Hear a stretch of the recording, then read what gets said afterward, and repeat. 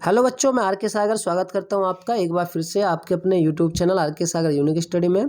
तो बच्चों, आज मैं लेकर के आया हूं कक्षा 12 की केमिस्ट्री का चैप्टर नंबर 5 जिसका नाम है पृष्ठ रसायन, उसका छठा वीडियो। ओके। और आज की जो हमारी क्लास है उसमें मैं आज आपको पढ़ाऊँगा उत्प्रेरण या उत्प्रेरक। ओके। तो उत्प्रेरण और उत्प्रेरक क्या होते हैं आज की क्लास में हम जानेंगे। डेफिनेटली एग्जाम में यहाँ से आपके क्वेश्चन जरूर आएंगे। ओके।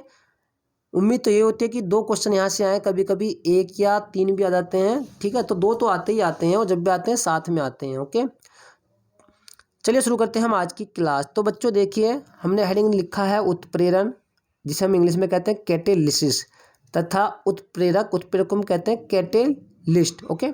तो क्या होते हैं उत्प्रेरण और उत्प्रेरक? तो हमने लिखा है वे पदार्थ जो रासायनिक अभिक्रिया में प्रयोग हुए बिना, या आप लिख सकते हैं उपयोग हुए बिना ही उसके वेग को परिवर्तित कर देते हैं। किसके वेग को? रासायनिक अभिक्रिया के वेग को। परिवर्तित का मतलब बदल देते हैं ना, या तो वो अभिक्रिया के वेग को घटाएंगे या फिर बढ़ाएंगे। परिवर्तित करने का मतलब ये है। ओके।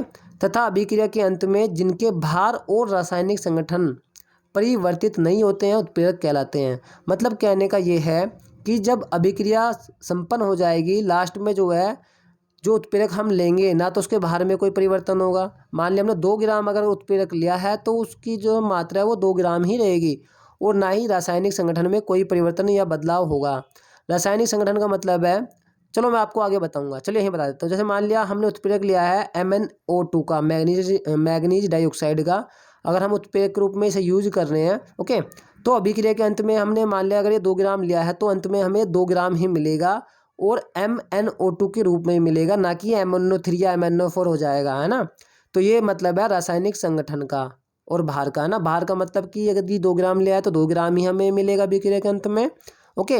और रासायनिक संगठन जैसे आपको पता है ये Mn और 2 ऑक्सीजन के परमाणु से मिलकर के बना है। तो ऐसा नहीं है कि जब ये अभिक्रिया कंप्लीट होगी कि या तो अकेला या खाली Mn रह जाए, या केवल MnO रह जाए, या MnO2 से या MnO3 हो जाए, ऐसा नहीं होगा, है ना।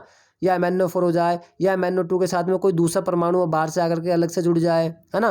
तो ऐसा नहीं होगा, कहने का मतलब ये है। तो आपको समझ में आ गया होगा। एक बार फिर से समझा देता हूँ कि वे पदार्थ जो रासायनिक अभिक्रिया में प्रयोग हुए बिना, मतलब ये रासायनिक अभिक्रिया में खुद प्रयोग नहीं होते, अभी मैंने आपको बताया है ना, ये खुद प्रयोग नहीं होते हैं, क्योंकि जितना हम इनको ले रहे हैं, मान लिया 2 ग्राम ले रहे हैं तो उतना ही अभिक्रिया के अंत में बचते हैं, है ना।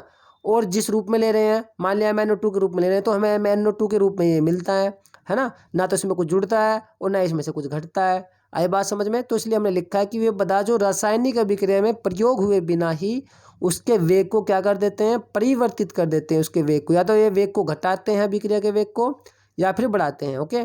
तथा अभिक्रिया के अंत में जिनके भार और रासायनिक संगठन परिवर्तित नहीं होते, मान लिया 2 ग्राम लिया तो 2 ग्राम ही मिलेगा, ठीक है। और अगर हमने MnO2 लिया तो MnO2 ही मिलेगा, MnO3 या MnO4 नहीं मिलेगा, या MnO नहीं मिलेगा। आई बात समझ में? ओके। तो रासायनिक संगठन परिवर्तित नहीं होते, उत्प्रेरक कहलाते हैं, और यह घटना क्या कहलाती है? उत्प्रेरण कहलाती है। समझ में आ गया होगा। ओके।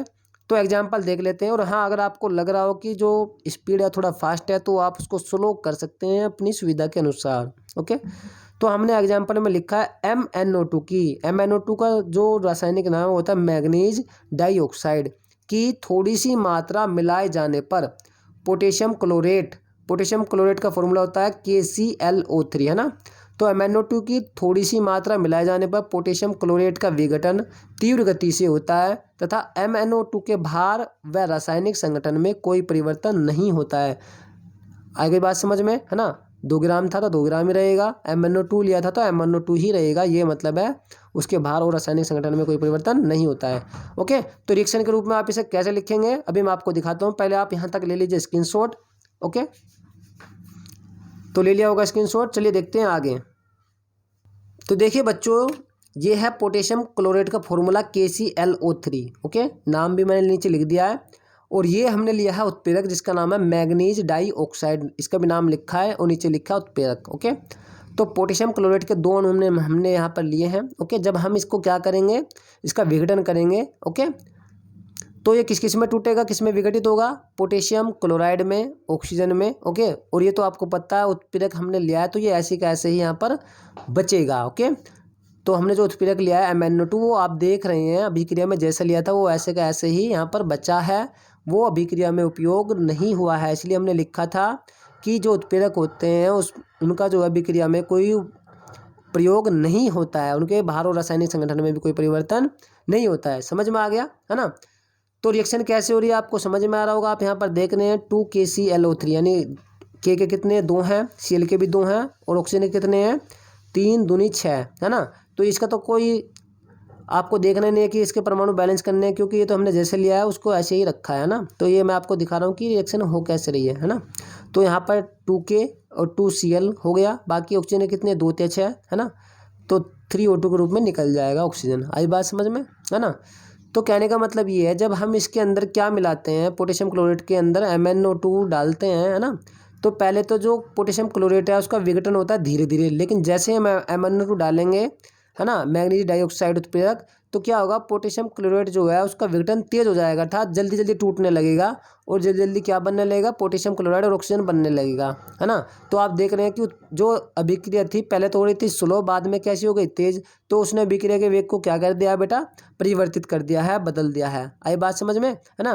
तो ये अभिक्रिया के वेग को क्या करते हैं, परिवर्तित करते हैं, या तो घटाएंगे या बढ़ाएंगे। ओके, तो दूसरा एग्जाम्पल भी यहाँ पर आप देख सकते हैं। दूसरा हमने लिखा है 2H2O2 यानी कि जब हाइड्रोजन पेरोक्साइड है उसका विघटन किसकी उपस्थिति में होता है, प्लेटिनम उत्प्रेरक की उपस्थिति में, तो बनता है 2H2O + O2। ओके, तो अगर हम ये PT उत्प्रेरक ना लें तो इसका विघटन पहले स्लो होता है, लेकिन जैसे हम PT इसके अंदर लेते हैं तो क्या होता है, इसका विघटन जो होता है हाइड्रोजन पेरोक्साइड का वो तेज होने लगता है। तो इससे भी आपको पता लग रहा है कि जो अभिक्रिया का वेग है वो क्या हो रहा है, परिवर्तित हो रहा है। ओके, ये आपको समझ में आ गया होगा कि जो अभिक्रिया का वेग है वो क्या हो रहा है, इसमें परिवर्तित हो रहा है। और एक बात मैं आपको यहाँ पर समझाऊँ, देखिए यहाँ पर जो हमने उत्प्रेरक है वो तो लिखा है पोटेशियम क्लोराइड के बाद में, और यहाँ पर जो उत्प्रेरक है PT उसको हमें लिखा है तीर के ऊपर या = के ऊपर है ना।